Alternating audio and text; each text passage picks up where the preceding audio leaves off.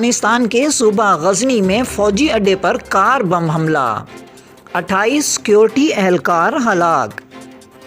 اطلاعات کے مطابق افغانستان کے صوبہ غزنی کے نواح میں واقع قلعہ جوز کے علاقے میں فوجی اڈے پر کار بم حملے میں کم از کم 28 افراد ہلاک جبکہ 19 زخمی ہو گئے۔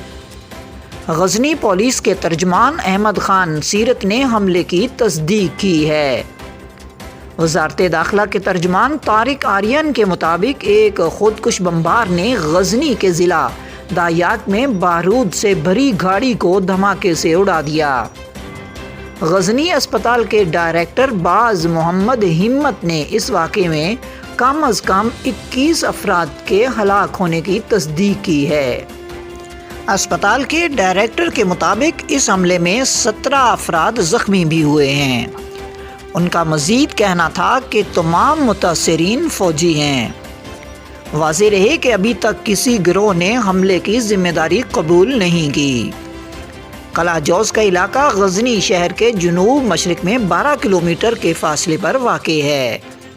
یہ ایک فوجی علاقہ ہے اور شہری آبادی سے دوری پر واقع ہے۔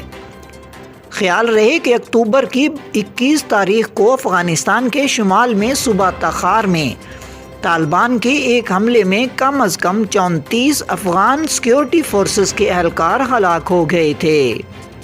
واضح رہے کہ رواں ماہ نومبر میں کابل یونیورسٹی پر حملے میں کم از کم 22 افراد ہلاک ہوئے تھے۔